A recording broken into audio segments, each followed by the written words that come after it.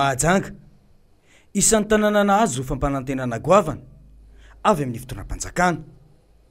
Tsy ny sosialim-bahoaka ihany fa isan'izany ihany koa ny foto-drafitrasa.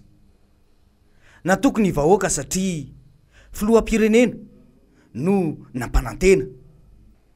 Ny volana septambra 2024 no nampanantena ny mpitondra fa anaovana kianja manara-penitra i Mahajanga. Tahaka izao ny gymnase Gouver Mahajanga teo aloha. Dia noravaina tokoa ity toerana fanaovana fanatanjahantena ity. Eritaona ty aoriantsika izao. Tsy hita fototra aloha hatreto. Ny tena fanamboarana ny foto-drafitrasa. Lasa sangisangin'ireo mponina ao an-toerana mihitsy azany hoe sao dia mba nikambana amin'ny filoham-pirenena no niresaka momba ity kianja ovitaina ao anatin'ny volana vitsivitsy ity fa tsy ny filoham-pirenena. Fanantenana pomata natao aby zao hoe nataontsika hoe amin'ny amboarina lala natao zao jerena raisina ito faritra boeny aloha io hoe manana tantara io gymnase Gouver. Nefa pinotika anao manao raha zany efa misy ty hoe solotegna tokony solinao nio fa pare tsy vitan'izay nitra ma otrikaretina teto Madagasikara. Ny raisa angamba le vahoaka malagasy mitsy natao fitadiavam-bola any ivelany. Ny gajana le vahoakany ao agnatin'ny tragno ny ioboka hoe zaray na mena ny bisy na ny mpianofana tena sanatrendresaka mangala baraka zany tsy tanteraka hatram'izao. Ary hatram'izao tena hoe tosika fameno, tsy tosika fameno fa tena hoe tosika mampidika agnaty lavaka ny vahoaka sy ny firenena ny vola ve natao aiza mipetraka ito aminay Majenga.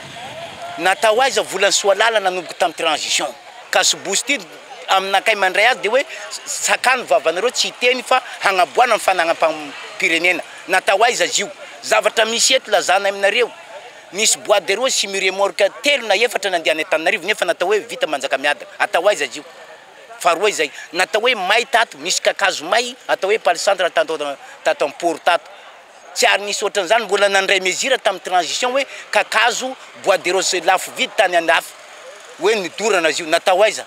Natao aiza vola regny ankoatran'ny volamena eto tamin'ny andron-dra Valomanana nahazo fanampiana na resaka fambolena indrindra fandriam-pahalemana tena nandro raha teto aminay mifaritry Mazenga boiny. Ka eto savritaka tsy mandry lavolao vahoaka hatram'izao alatrompo mitadasika. Tsy ny gymnase Gouver io ihany no olan'ireo mponina fa eo ihany koa ny sosialim-bahoaka. Tsy mitsahatra miakatra ny vidim-piainana. Manoloana izany dia ny famotoana ireo mpanao politika ao an-toerana ka nivondrona ao anatin'ny RMDM na ny rotoben'ny mpanohitra ho an'ny demokrasia eto Madagasikara. Rehefa nifandinika sy nifandresy lahatra dia lano filoha tamin'izany i Asimokely araka ny anarana ahafantaran'ny maro azy. Tonga maro ny olona nanotrona ny filoha vaovao RMDM regionaly. Ntatena be zao vahoaka noho ny fasairanana noho ny didijado azony vahoaka ka noho zany mametoky nareo vahoaka zahay fa hoe tsy maintsy hanampy vahoaka zahay ary tsy maintsy tonga ifotony ny RMDM tantarana Mahajanga. Misy lovan'ny Mahajanga ny potena hatram'izao mbola tsy naverina. Voalohany gymnase Gouver taona raiky sasa raha tsy dio zay ny potena gymnase io lovan'ny Mahajanga io. Faharoa nisy promesse be debe nome fitondram-panjakana hoamboarina ny lalana ho ataona l'école tsisy. Zay mananao tsoavy vahoaka Mahajanga aloha itsika hitsanga hiaradia toeritsika avy hatrany ny didijadona tamin'ny tanàna Mahajanga. Misy ravitra mazava tsara ny RMDM eto Madagasikara.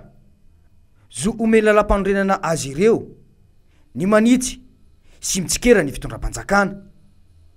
Tsy afa-misaraka ny nasionaly sy ny regionaly ary samy eo ambany ny fitarihan'ny filoha Marc Ravalomanana sy ny bureau nasionaly. Tafapetraka moziny ary ao anatin'izay tsy mbola vita ny asa satria zany zavatra zany mitaky asa tanteraka satria mbola metraka amin'izay le rafitra tsanambaratongany satria mbola eo ny région sy ny karazany ka mbola be dia be ny asa ary zay no tena anto-zavatra goavana zany fampiritsika teto. Ary tia mila fahasahinana, mila fahavononana ka zay no antony manokana zany safidinana an'izay olona izay. Niatrika ny fametrahana ny bureau regionaly tao an-toerana ity moa ny filoha lefitry ny RMDM avy ao Toliara Pasteur Edouard Tsarame fa nandritra ity fotoana ity de noararaotinay mpanao gazety ny nanontany ny heviny amin'ny mafiloha-lefitry ny RMDM nasionaly azy ao amin'ny faritany ny Toliara. Isan'ny teboka goavana mantsy ny resaka nataon'ny filoham-pirenena momba ny kere any atsimo. Tsy fanampina fa fanakona maso. Fa maninona moa fa ngakere zany tsy fata amin'ny 2009 io efa nitondra firenena tsy efa hainy vevany bisikare any atsimo. Haina ani zany tsy hoe avandroany izy mahainy zany. Ray zay faharoa fahatelo zay ahoana moa ny inon'olo fa hoe tena miady amin'ny kere tokoa izy. Ireto ary ny orinasa fa velona fa mandeha harotany se vonony fa amono afo fotsiny ny isehony agny androany. Ny afo ianao mieritreritra azy ho maty fa rehefa tonga agnaty tokantragnonao afo dia ho hitanao hoe ay ny rehitra io. Etsy ankilany de miantso ireo zay mbola diso lalana sy mbola matory ao anatin'ny fampanantenana pokaty ataon'ny mpitondra ny filohan'ny RMDM regionaly ao Mahajanga. Raha tafapetraka ny RMDM teto Mahajanga de nandray ny lalam-pirenena fahaenina avy hatrany ny ekipa. Miala kilometatra vitsy avy eo Ambondromamy de hita fa miaratsy ny lalana. Ho an'ireo zay sendranay de ny fitarainana momba ity lalana ity avokoa no re. Mitamberina ao an-tsainy maro ny fanaovan'ny filoha Marc Ravalomanana laharam-pahamehana ny fanamboaran-dalana. Tamin'ny fitondran'ny filoha Marc Ravalomanana tokoa mantsy no nanamboarana ity lalana ity. Saingy taorian'ny fanonganam-panjakana ny taona 2004 de tsy misy fikojakojana intsony ity lalam-pirenena ity ka izao no ny afarany. Tena ratsy be ny lalana makany amin'ny RN6 le makany Dego. Tena sahirana na ny mpandeha na ny mpamily. Tena mahinga amin'ny tondra fanjakana amin'ny faritra Sofia zany mba hijery an'le lalana. Tena mampalahelo. Satria tamin'ny herinandro zay nandalo teo mbola afaka io lalana io. De zao nefa efa nitapahany zareo tanteraka de nefa le déviation tsy afaka. Tsy vitan'ny mosary mandry amin'ny lalagna. Jaly mahazo zao kato jaly fanaro mahazo katakaty tsara raka climatiseur ma izy eka fa zay tsisy climatiseur reo marary zay hitanareo io fa kory atao zalahy fa anareo ny fidy andry maeza anareo magnambara andry fa lalana andalovanao io tsy izy makasitrika anareo iny biesy na aveto mahita voaka amin'ny jaly eto magnambara jaly mahazo zahay Ny fantanina mipetraka de ny hoe nankaiza ny vola natokana ho an'ny fer na ny fond d'entretien routière. Ny fiara taxi brosy no hita fa tena sahirana amin'ity lalana ity. Raha lalam-pirenena moa no tahaka izao de mba manahoana ny lalana regionaly. Tsy mahagaga raha miemitra ny firenena satria ilay mampifandray ny samy malagasy sy ifamezivezen'ny sakafo ho an'ny isaparitra no potika tsy misy fikojakojana tahaka izao. Tonga teto Port Berger ny ekipa avy hatrany de niona tamin'ireo mponina sy ny solotenan'ny tanora ary ny mpanao politika ny filoha-lefitry ny RMDM nasionaly. Tapaka nandritra izany fa atsangana avy hatrany ny rodiben'ny mpanohitra ao an-toerana. Nambaran'ny filohan'ny RMDM ao Bourginy fa noho ny fahitana ny fanilikiliana sy ny fanavakavahana ny samy malagasy no antony mahatonga azy ijoro ho an'ny fanoherana. Mitariky tsy fankatiavagna fo fanilikiliahagna ohatra na zeke mandry tsara ro wa lesa levy mandry tsara ro ohatra na zeke avy agny tana lesa levy tegna tia foka keto ohatra lesa levy agny tiliara lesa levy tiliara ro atahely bol jiaby zana baza de tageda ro zana baza geda be zero zay vo tageda izany le kolotsaigny zany tokony ho ravagna faritry misy atsika ndray eto Madagasikara. Tiana tantsika Madagasikara to natantsika ho an'ny malagasy. Zany to zay zany natonga zay hiditra am'zany rody be ny mpanohitry fa tsy hanotohotry fahatany fa izay rehetra mahasoao vaoka malagasy zany takinay. Rehefa vita ny tety Bourginy de niazo ny distrika Antsohy avy hatrany ny ekipa. Ara-tsindalana re izao. Na izany aza tonga soa teto Antsohy ihany ny ekipa rehetra. Ny tsapa de miaina ao anatin'ny sitrany ay ny ponina eto Antsohihy. Isan'ny olana goavana ny firongatry ny tsy fandriam-pahalemana ity distrika ity, izay isan'ny manana ny lazany amin'ny fiompiana omby. Raha ny fanadiadina izay natao anefa de tsy eken'ny mpitondra ny fametrahan'izy ireo ny dinabe, izay isan'ny ahafahany ireo tatsampiompy ifampifehy ao anatin'izay firongatry ny tsy fandriam-pahalemana izay. Raisinay ny adidy sy ny andraikitra manomboka etoana, ambaranay ko ampabe maso, horentany horendanitra ko, vonina hiasa zahay, vonina natateraka didy zahay, ho fanarenana ny firenena, indrindra ny fanatanterahana ny tanjona ikambanany RDM eto Madagasikara. Ambaranay etoana koa, manao antsoavo zahay, manao fiantsona ho an'ny rehetra zay mbola diso lalana, avia hifanatona, avia hiarahiasa, hiarahisalahy hanateteraka didy am'izay tanjona katsahtsika am'ty Madagasikara imatematesatsika ty, ho atsika ny tanindrazana, atsika ny tompony, atsika tompona andraikitra, ataotsika ny adidy hatateraka an'izany tanjona zany.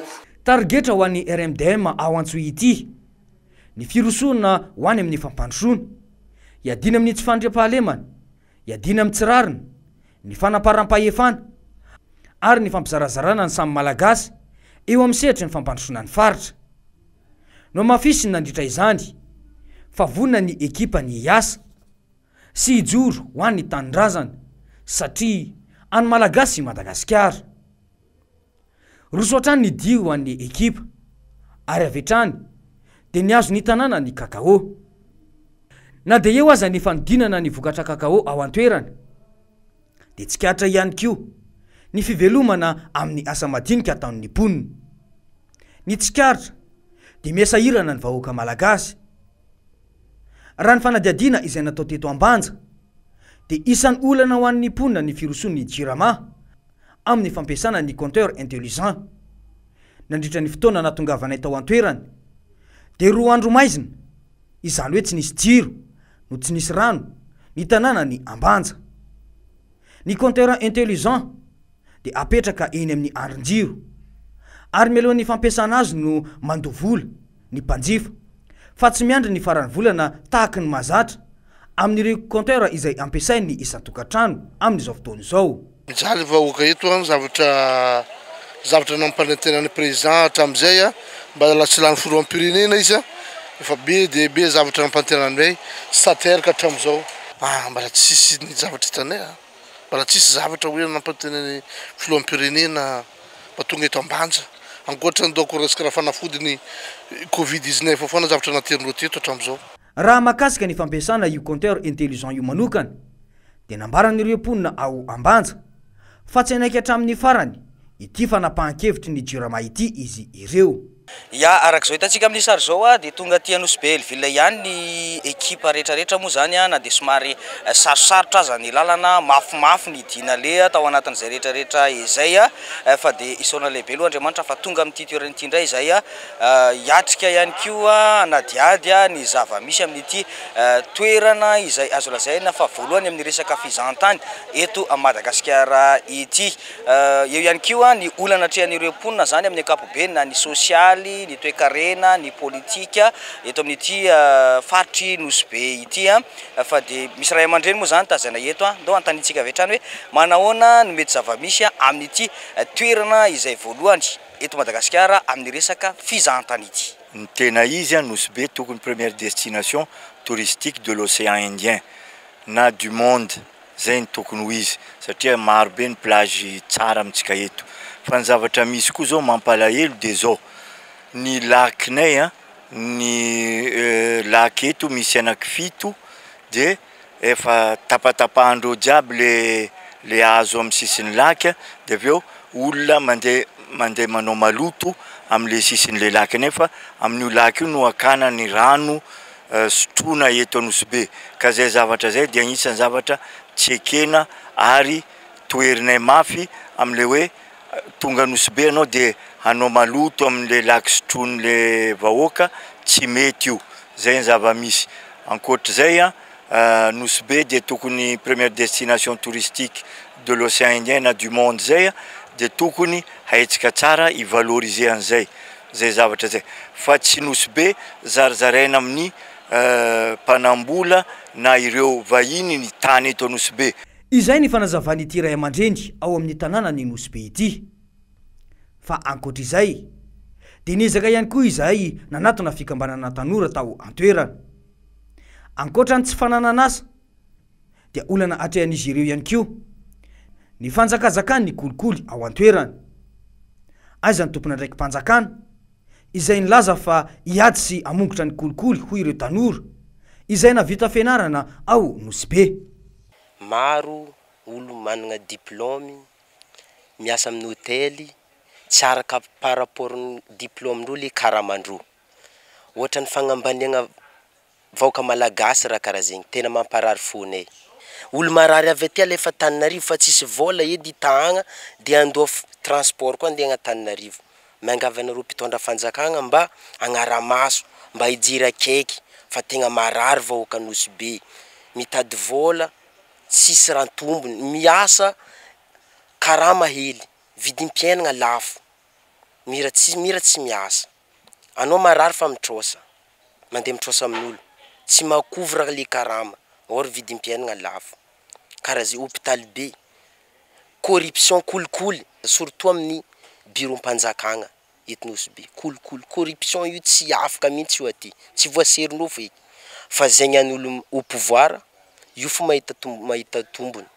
Ankoatra ireo rehetra ireo dia fantatra ihany koa nandritry ny fanadiadiana izay nataonay tao an-toerana fa nisy olona ambony akaiky ny filoham-pirenena no tonga tao Nosy Be miaraka tamin'ny teratany vahiny maromaro. Nambara fa anokatra hotely goavana ao Nosy Be ireto teratany vahiny ireto. Manay ireo poniny fa fivarotana tany ankolaka io fanapahan-kevitra io.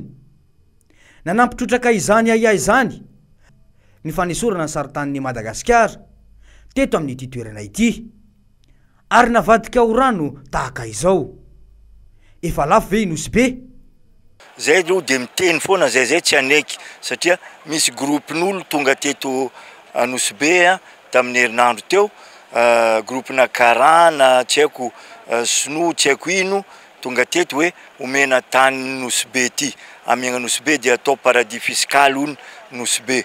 Tsy zay ny vaindohan-draharaha fa ny tokony hoain'ny fanjakana dia ny hoe Nosy Be misy vahoaka malagasy zay tokony atsaraina ny fiainan'le vahoaka malagasy fa tsy hoe atao paradis fiscal dia anafina vola aty daholo ireo mpanan-karena reo dia ho feno dahalo indray aty Nosy Be. Tsy ekenay io zay dia teneninay mialoha eto tsy ekenay ny fandravana ny taninay dia omena ireo mpanambola hoe hosolony zay olona nanome vola nanaovana propagande tsy haiko ino tagny dia aveo omenandreo taninay tsy ekenay io zay zava-misy zay. Izay no antopijorony ny RMDM ao an-toerana. No mafisin'izy ireo fa tsy ekena ny fanomezana sy ny fizarazarana tany ho an'ireo teratany vahiny ireo. Ny mpandraraha malagasy mantsy izany mpitondra-potehina raha tsy resaka afa-tsy ny orinasa Tiko sy ny orinasa malagasy maro hafa kanefa ny vahiny omena tany mba anaova ny fandrarahana. Inona ny tena tanjon'ny mpitondra? Ny vahoaka malagasy ve no tena andrianina sa ny tombontsoa manokana? Toerana maro eto Madagasikara no efa hijoroan'ny RMDM amin'izao fotoana izao. Ity vovonana izay tariny filoha Marc-Ravalomanana ity dia miady ho an'ny tombontsoam-bahoaka amin'ny alalan'ny fanoherana. Targetra atrany ny hitsanganany zany hatreny anivon'ny commune sy ny fokotany mba ahafahan'ny vahoaka malagasy maneho ny heviny. Taratra raha teo mantsy ny tsy fisian'ny demokrasia eto Madagasikara izay isan'ny antony manokana ikambanan'ireo olon-tsotra sasany ao anatin'ny RMDM mba ahafahany maneho ny hevitra ao anatin'ity vovonana ity sy hiaro ny tombontsoa am-pirenena.